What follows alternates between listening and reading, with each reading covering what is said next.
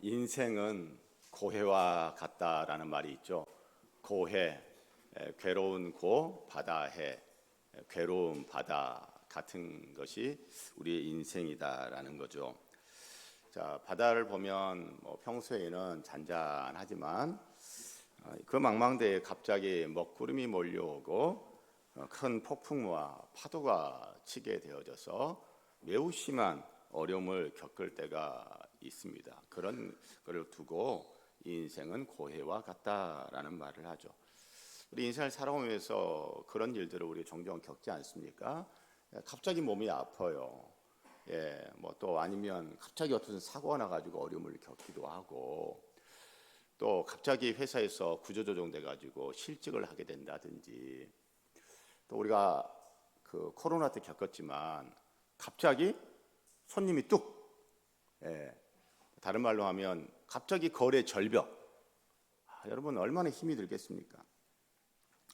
오늘 성경 본문에 보면 예수님의 제자들이 인생은 고해와 같다라고 하는 것을 아주 절절하게 겪고 있습니다. 자, 예수님의 제자들이 바다를 건너가는데 배를 타고 건너갑니다. 여기서 바다는 갈릴리 호수예요. 아니, 왜 호수를 바다라고 하지? 왜 그러냐 하면 유대인들은 많은 물을 담는 큰 것을 보면 그것을 바다라고 해요. 자, 그래서 열왕기상을 봐도 그렇고 역대상을 봐도 그렇고, 자, 여러분 이렇게 되어 있습니다. 그 바다에는 2000밭을 담겠으며, 성전의 마당에 제단이 있고 제단 맞은편에 구리로 만든 큰 대야가 있어요. 그 큰 대야를 뭐라고 불러요? 바다라고 불러요. 자, 그 큰 대야는요 2000밭을 담는데요. 물 2000밭. 자, 1밭은 22리터입니다. 그러니까 2000밭이니까 44,000리터의 물을 담을 수 있는 큰 대야예요. 그래서 그 큰 대야를 보고 뭐라고 불러요? 바다라고 부르는 거예요. 자, 이 갈릴리 호수도 굉장히 큰 호수입니다. 남북의 길이가 21km, 동서의 길이가 11km. 이 정도 크기가 도대체 어느 정도일까? 제가 지도 검색을 하면서 대충 찾아보니까 이래요. 성산대교에서 올림픽대교, 그리고 한강대교 북단에서 저기 성북구의 정릉, 이렇게 하면 그게 갈릴리 호수 비슷한 크기더라고요. 자, 그러니 유대인들이 보니 이 갈릴리 호수는 이게 큰 물을 담고 있잖아요, 그렇죠? 그래서 물을 많이 담고 있는 큰 호수이니까 호수라고 안 부르고 뭐라 부른다? 바다라고 부릅니다. 바다. 자, 오늘 본문의 이해를 돕기 위해서 제가 지도를 하나 만들어 와서 지도 보면서 설명을 해드릴게요. 자, 갈릴리 호수 저 북쪽에 보면 빨간 점이 두 개가 있습니다. 동쪽에 빨간 점 하나, 서쪽에 빨간 점 하나. 동쪽에 빨간 점 있는 데가 바로 오병이어의 이적을 행한 벳세다 들판 해변이에요. 자, 저기서 배를 타고 제자들이 배를 타고 건너편 서쪽에 있는 가버나움으로 배를 타고 이동을 합니다. 자, 저 벳세다 쪽에 해안가에서 가버나움까지 직선 거리가 8km 정도 되어지는 거예요. 자, 그런데 자, 지금 가운데 노란 점이 보이세요? 저 바로 노란 점이 오늘 본문에 나오는 제자들과 예수님이 만나는 지점이에요. 자, 그런데 오늘 요한복음에는 저 갈릴리 바다에서 있었던 저 이야기의 시간대를 그냥 밤이라고만 이야기를 하는데, 이 똑같은 이야기를 소개하는 마태복음, 마가복음에는 사경이라고 합니다. 밤 사경.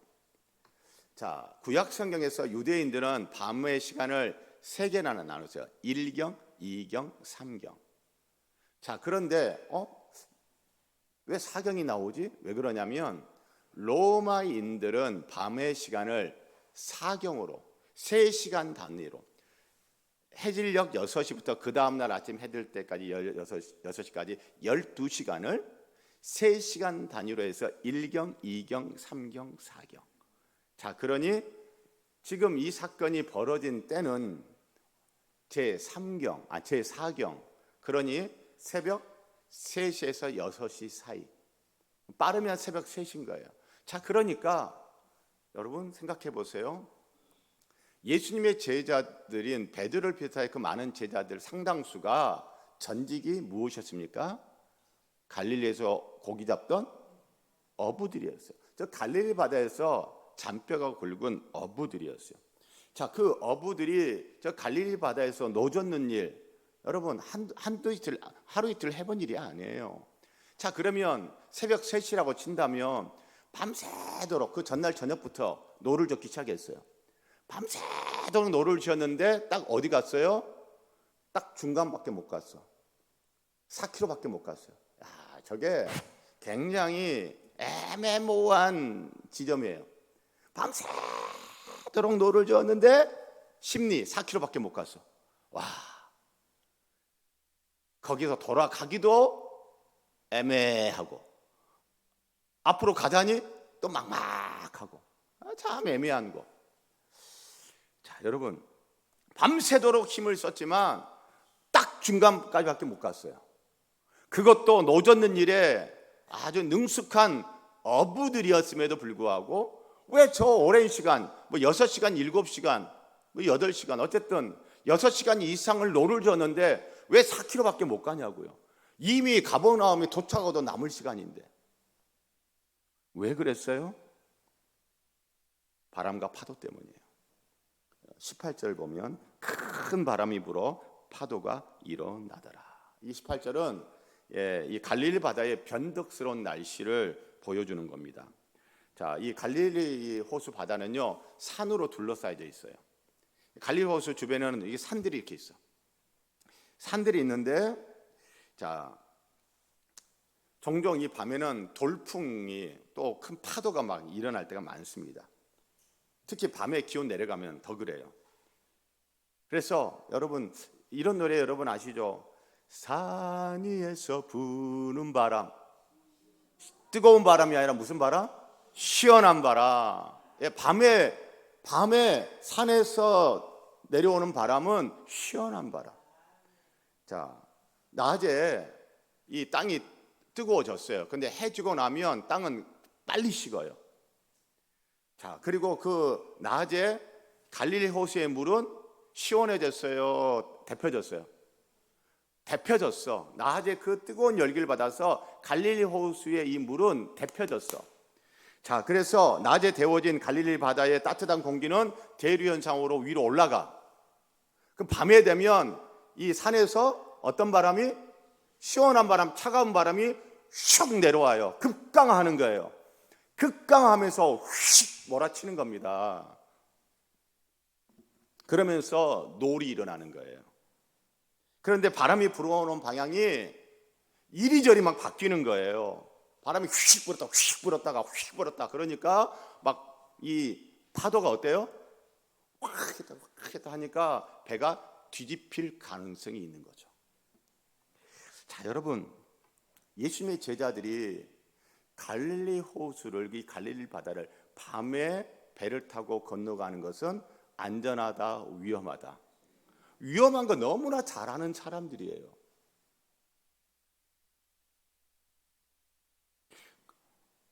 그런데 왜 그들은 그 위험한 밤에 배를 타고 건너고 있는 것일까요? 상식적으로 밤 시간은 피해서 배 타고 이동할 텐데 이들은 그걸 뻔히 알면서 왜 그 위험한 밤에 배를 타고 건너고 있는 것일까? 제가 오늘 본문을 보니 그들이 그 위험한 상황에 처하게 된 것, 그들이 그 갈릴리 바다의 밤에 그 큰 바람과 그 파도 때문에 고생하고 했는데 그냥 절반밖에 못 갔어. 그리고 이제 그냥 배가 뒤집힐 수도 있어. 죽을 수도 있어요. 이게 예수님 때문이에요. 예수님 때문에 이들이 위험한 상황에 처했어요.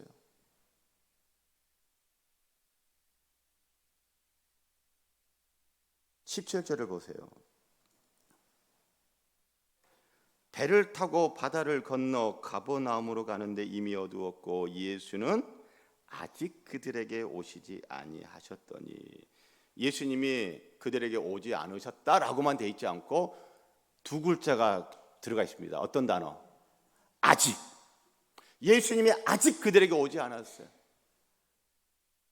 자, 여러분, 우리 평소에도 이런 저런 말을 하는데, 김 권사님 아직 안 왔어? 아니, 어머니 아직 안 오셨어? 어머니 아직 안 오셨어 라고 말을 할 때, 아직이라는 단어를 넣어서 말을 할 때는 기다린 거예요, 안 기다린 거예요? 기다렸을 때, 기다리고 있는데 안 왔을 때 아직 안 왔다, 아직이라는 단어를 사용하는 거죠. 자, 그러니까 제자들은 왜 그 밤 시간에 배를 타고 이동하게 된 거죠? 예수님 기다리다가. 앞절에 보면 예수님이 산에 가셨잖아요, 혼자. 그래서 예수님 오시면 예수님이랑 같이 배 타고 바다 건너 가버나움 가려고, 예수님이랑 같이 배 타고 건너가려고 기다린 거예요. 기다리다가 어떻게 됐어요? 어두컴컴하게 돼버린 거지. 그걸 건너가기는 해야 되고. 여러분, 해 떨어지고 바로 갔으면 깜깜하기 전에 아마 갔을 거예요. 가버나움에 배 타고 이미 갔을 거예요. 그런데 누구 기다리다가? 예수님 기다리다가. 누구 때문에 이 밤에 위험한 상황에 처하게 된 거예요? 예수님 때문에요. 제가 이렇게 설교하면 많은 성도님들은 굉장히 불편합니다. 그런데 저는 아무리 본문을 봐도 그래요. 저는 그렇게 믿습니다. 우리 주님은요, 생, 사, 화, 복을 주관하시는 주님이십니다. 하나님의 손 안에 없는 게 없어요. 때로는 우리는 그렇게 생각합니다. 내가 뭔가 잘못해서 이런 어려운 일이 있지. 그럴 수도 있어요. 그냥 세상이 이래가지고 어쩔 수 없는, 그럴 수도 있어요. 운때가 안 맞아가지고, 그럴 수도 있겠죠. 그런데 오늘 분명 본문 성경은 이렇게 얘기합니다. 예수는 아직 그들에게 오지 않았다. 제자들이 기다렸다는 거예요. 기다리다가 배 타고 출발한 시간이 너무 늦어버렸어.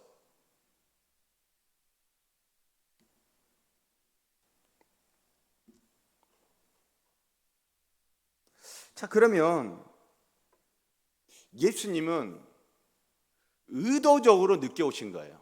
의도적으로 안 오신 거예요. 의도적으로 안 오신 거예요. 그럼 예수님은 왜 그랬을까?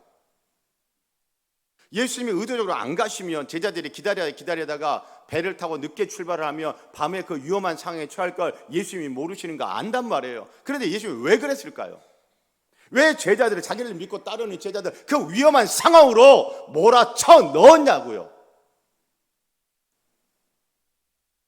우리 인생을 살아오다 보면 정말 예수 잘 믿는데, 정말 주님을 잘 섬기는데, 그런데 인생의 고해를 겪는 성도들이 있잖아요. 주님이 그렇게 몰아 넣어버리는 거예요. 그 괴로운 현장으로 집어넣어 버리는 거예요. 아무리 힘을 쓰고 애를 써도 어떻게 해볼 수가 없는, 주님이 그렇게 우리에게 하실 때가 있잖아요. 예수님이 왜 그러셨을까요? 오늘 본문에서는 그건요, 바로 15절을 앞에 보면 오병이어의 이적을 예수님이 행하셨어. 그래서 5천 명이 넘는 사람들이 다들 와 바로 그 선지자야, 모세 같은 선지자. 그러면서 15절에 그들이 와서 예수를 억지로 붙들어 임금 삼으려고 했어요. 임금 삼으려고. 요즘 말로 하면 예수님 대통령 예수님. 몇 명이? 5천 명 이상이. 예전에 대통령 선거 유치할 때는 여의도 광장에도 몇십만 모이고 한강 백사장에 몇십만 백만도 모이고 막 했다고 그러는데 요즘은 그렇게 모이지는 않죠. 여러분 요즘 선거할 때 길거리에서 5천 명 이상 모이면 여러분 어마어마하죠. 어마어마해요. 그 많은 사람들이 대통령 예수님 대통령 해봐요. 그러면 예수님 믿고 따르는 이 제자들은 예수님이 연성 지지층이에요, 강성 지지층이에요? 질문이 어려운가요? 이 예수님 믿고 따르는 제자들은 요즘 정치적인 용어로 하면 예수님의 연성 지지층이에요, 강성 지지층이에요? 강성 지지층이에요. 강성 지지층인 이 제자들의 입장에서 그 5천 명 넘는 이 군중들이 예수님 대통령 예수님 해봐요. 그리고 눈으로 봤잖아요. 떡 5개와 물고기 생선 2마리 가지고 5천 명 넘는 사람들을 다 먹이고 남고 12광주에 남기는 거. 막 사람들이 막 해봐요. 그러면 이 제자들이 마음이 차갑게 식어요? 아니면 뜨겁게 막 타올라요? 막 타오릅니다. 흥분됩니다.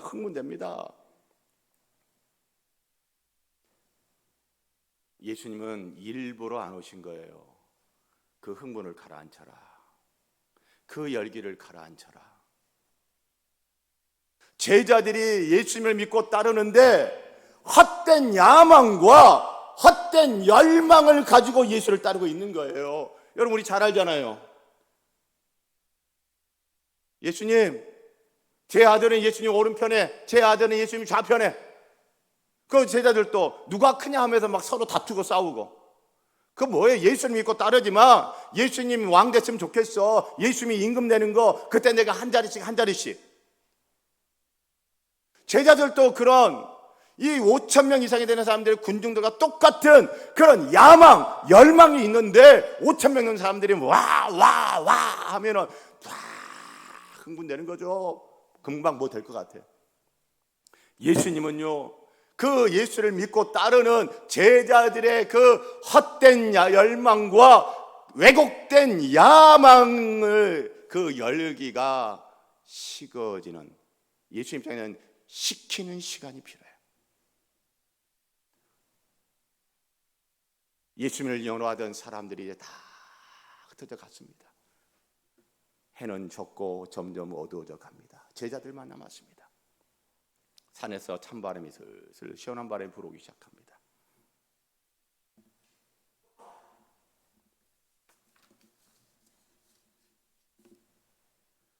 사랑하는 성도 여러분, 기독교 2000년 역사에 예수를 믿고 따른다 하면서도 헛된 야망, 그릇된 야망 가지고 예수 믿고 따르는 충성봉사 헌신하는 성도들이 있었어요. 오늘도 있을 수 있습니다. 시키는 거예요. 그거 아니야. 차갑게 시키는 예수님의 의도적 안 오심이에요. 그런데요, 저는 설교를 준비하면서 아니 그래도 그렇지, 그렇다고 제자들 그런 위험에 빠뜨려요? 너무하시네. 그래도 그렇지, 그렇다고 예수님을 믿고 따르는 사람들을 그렇게 위험한 상황에 빠뜨려요? 그렇게 힘들게 해요? 아무리 노를 줘도 진전이 안 되고 이제는 앞으로 가지도 못하고 뒤로 가지도 못하고 그냥 힘들기만 하고 이제는 두려움이 몰려오고. 아무리 그래도 그렇지, 예수님 왜 그래요? 왜? 그런 질문이 나오는 거예요. 본문을 이렇게 보면서 예수님의 제자들 지금 훈련시키려는 목적 가지고 이러시는구나. 어떤 훈련이요? 예수님이 누구이신지를 바르게 알게 하는 훈련. 일단 그릇된 야망과 헛된 야망을 차갑게 식히는 것, 이거는 소극적인 차원이라 한다면, 이젠 적극적으로 내가 누군지, 예수 내가 누군지 너희는 바로 알아야 돼. 그건 아냐, 이거야 를 알려주기 위한 의도적 안오심이에요. 제자들을 훈련시키는 거예요. 예수님 바로 알게 하려고. 그래서 보니 예수님이 깜깜한 그 밤에 큰 바람이 치고 파도가 막 치는데 예수님이 제자들에게 찾아오세요. 찾아오는데 어떻게 찾아오세요? 슈퍼맨 이렇게 날라서 오세요? 아니면 예수님도 노를 저어가면서 배 타고 오세요? 어떻게 찾아오셨어요? 걸어서. 여러분 그림을 그려보세요. 큰 바람이 불고 파도가 막 치는데 예수님이 저벅 오세요. 구약 성경을 잘 알고 있는 유대인들은요, 이 모습이 누군지를 너무나 잘 알아요. 시편 65편 6절 7절을 보면 주는 주의 힘으로 산을 세우시며 권능으로 띠를 띠시며 바다의 설렘과 물결의 흔들림과 만민의 소요까지 진정하시나이다. 바다의 설렘과 물결의 흔들림을 진정시키는 분이 누구다? 주님, 여호와이시다. 하나님이시다. 욥기 9장 8절, 여기 그는 하나님이에요. 하나님이 홀로 하늘을 펴시며 바다 물결을 밟으시며, 바다 물결을 밟으시는 분이 누구다? 하나님이시다. 하나님이 이 세상을 창조하셨고 하나님이 이 세상을 다스리시는 분이시다. 자, 그래서 예수님이 지금 큰 바람이 불며 파도가 막 치고 있는데 그 바다 물결을 예수님이 저벅 밟으시며 오고 있어요. 이 모습은 딱 누구예요? 하나님이에요. 예수님이 직접 보여주고 계신 거예요. 나는 바다 물결을 밟는 하나님이야. 나는 바다를 다스리는 창조주 하나님이야 라고 걸어오시는 모습으로 자기 자신이 누구인지를 제자들에게 알려주시는 겁니다. 그리고 행동만이 아니라 예수님의 입으로 또 자기 자신이 누구인지를 선포하세요. 20절 이르시되, 빨간 글씨로 되어 있는 부분 함께 읽습니다. 시작. 내니 두려워하지 말라. 내니라고 번역되어 있는 이거는요, 제가 요한복음 이전에 설교하면서 말씀을 드렸고 예전에도 말씀드렸지만, 내니 영어로는 I am. 이 I am이라고 하는 이 표현 방식은요, 구약 성경에서 여호와 하나님이 자기 자신을 소개할 때 사용하는 독특한 하나님 자기 표현 방식이에요. 출애굽기에서 하나님께서 모세를 만나 호렙산에 부르실 때에 모세가 물어봤잖아요. 당신의 이름이 뭡니까? 나는 여호와다. 나는 스스로 있는 자다. I am that I am. 지금 예수님이 자기 입으로 내니라고 하는 말은 뭐예요? I am. 예수님이 자기 입으로 뭐라고 해요? 나는 여호와다. 내가 하나님이다. 이렇게 말씀하고 계신 거예요. 사랑하는 성도 여러분,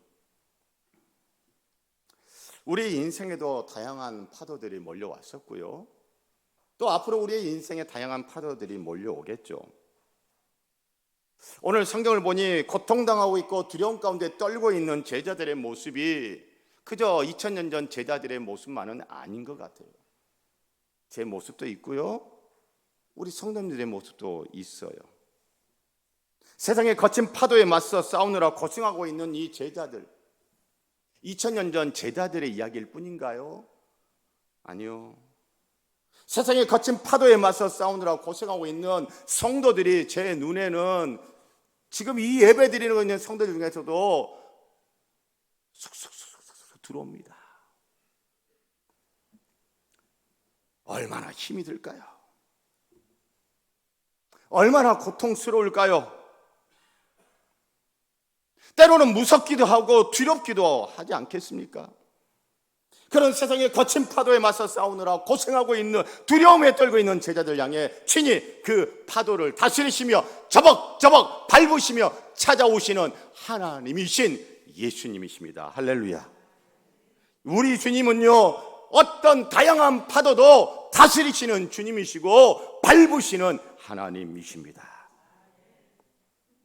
저와 여러분의 인생에 불고 있는 파도 역시 우연은 아닐 것입니다. 그 파도 속에서 나를 향해 바다를 밟으며 걸어오시는 창조주 하나님, 예수님을 만나셨으면 좋겠습니다. 오늘 성경을 보면 제자들이 하나님이신 예수님을 만나게 됩니다. 걸어 바다를 밟으며 파도를 밟으며 걸어오시는 예수님의 모습과 내니 나다, 내가 하나님이다 라고 말씀하시는 그 예수님, 창조주 하나님, 여호와 하나님이신 예수님을 만나는 곳이 어디입니까? 예루살렘 성전입니까? 아니요. 회당입니까? 아니요. 어디예요? 어두운 밤 시간에 아무리 힘을 쓰고 예를 써도 성과가 별로 나지 않고 진전이 되지 않고 힘들기만 하고 때로는 무섭고 두렵기만 한 바로 나의 삶의 현장, 우리의 일상의 자리, 그 자리에서 하나님이신 예수님을 만나고 있습니다. 오늘날도 마찬가지입니다. 예배당에서, 교회당에서 하나님을 만납니까? 예, 만납니다. 그러나 교회당에서만 하나님을 만나는 건가요? 아니에요. 여러분의 살고 있는 가정에, 때로는 여러분의 가정에 어두운 밤이 찾아오고 여러분의 가정에 큰 바람이 치고 큰 파도가 일어날 때도 있지 않습니까? 여러분이 일하는 일터에 어두운 밤이 찾아오고 큰 파도가 치면서 여러분을 힘들게 하고 아무리 열심히 일을 해도 새벽부터 늦게까지 그렇게 수고하며 일을 써도 힘들기만 한 그런 바로 그 나의 일터, 때로는 우리의 교회, 바로 그곳이 하나님이신 우리 예수님을 만나는 곳입니다. 사랑하는 성도 여러분, 이번 한 주 어두운 밤이 찾아오고 큰 바람이 몰아치고 생각지도 못한 돌풍이 치며 파도가 치면서 과연 내가 이 바다를 건너갈 수 있을까? 과연 내가 이 바다를 건너 내가 가고자 하는 곳에 갈 수 있을까? 내 소원의 항구로 갈 수 있을까? 모든 희망이 사라져버릴 것 같은 바로 그 삶의 자리, 우리 일상의 자리, 하나님이신 예수님이 찾아오십니다. 하나님이신 그 예수님을 만나는 우리 모두기를 간절히 소원하고 축복합니다. 시편 107편 25절로 30절을 보니